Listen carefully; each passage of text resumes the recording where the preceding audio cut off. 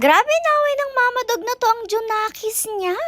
Hello pack members! Welcome back to Husky Pack TV Vlogs! For today nga ay namigay si mother ng tinapay dito kay doggy na nakita niya nga. Pero ayan, talagang inaway pa niya yung Junakis niya para siya yung makalafang ng tinapay. Grabe naman ang doggy na ite, talagang may pagkamadamot kasi nga nakikikain ng tinapay yung Junakis niya at ayaw niyang bigyan kaya naman talagang halos lafangin na niya. Pero tanakot lang naman din talaga niya yung Junakis niya at hindi naman talaga niya gustong saktan. Minsan talaga ay ganun ang mga mother dogs lalo na nga kapag gutom sila. Para sa kanila dahil nakakadede naman yung kanilang mga Junakis, sila na nga lang yung kakain. Di ko nga sure kung naalala nyo rin ba itong doggy na to. Bale siya rin nga pala yung doggy na pinakita namin sa inyo noon na sobrang dami pong garapata sa kanyang tenga. Nung kinagabihan rin naman na yon ay naglomi nga kami. Tapos nung pauwi ay nasaktuhan nga ni mother na pag-alagala itong si mama dog. At may kasunod pa nga siyang isang Junakis. Kaya naman binigyan muna ni mother ng a little something itong mga puppies para nga hindi sila pumunta ng kalsada at maging safe nga sila pagdadala ng sasakyan natin. Alam niyo ba ang birthday nitong mama dog na to kasi hinahayaan nga niya na hawakan siya ni mother kahit nga yung mga puppies niya pinapahawak niya kay mother. Alam niyo naman bihira yung ganyan kasi yung mga doggies talagang mostly pag naging mothers nga sila ay sobrang tatapang na nila at ayaw nga nilang hinahawakan ng mga Junakis nila para maprotektahan. Eto nga may isang puppy na naman na pumunta nga sa gitna kaya hindi makadaan ng car kaya naman hayan talagang pinatabi ulit siya ni mother. Siyempre bilang si mother din ng driver hindi pa talaga niya maiibu ang car hanggat hindi pa nakakatabi ng ayos itong mga puppies na ito dahil baka nga bigla silang tumakbo at maipit ng sasakyan natin. Tapos wala rin nga iba talaga nakakahawak sa mga puppies na yun dahil baka nga magalit si mama dog at kay mother lang din talaga mabait si mama dog. Kaya naman kahit siya na yung driver, siya rin yung bumaba para nga patabihin yung mga puppies na yun. Alam niyo naman ang mga doggies talaga nasa-sense rin nila sa tao kung sino yung mga babae. Kumabol na naman kay mother tong si doggy kaya naman nabigyan siya ng pagkain dito sa atin. Pero alam niyo ba, bihira nga siyang pumunta dito. Nung time nga na to, kinakausap ni mother tong doggy na to na kapag nagutom nga daw siya, huwag mahiyang pumunta dito para nga daw mabigyan siya palagi ng pagkain. Ewan ko ba, napakalapit lang naman niya pero mukhang hindi nga siya nakakapunta dito dahil siguro inaaway nga siya ng ibang mga doggies na naandito kaya naman kahit gutom siya hindi siya nagpupunta dito. Alam kasi ng mga doggies na nandito na kapag pumunta sila dito sa amin ay mabibigyan sila ng pagkain pero ayun nga lalo kapag andito sina mama dog nangaaway sila ng mga ibang doggies na pumupunta dito para sa harap. Para naging territorial nga sila kaya naman yung ibang mga doggies kahit gusto humingi ng pagkain basta andito sina mama dog ay hindi na nakakapunta dito. Chuchu!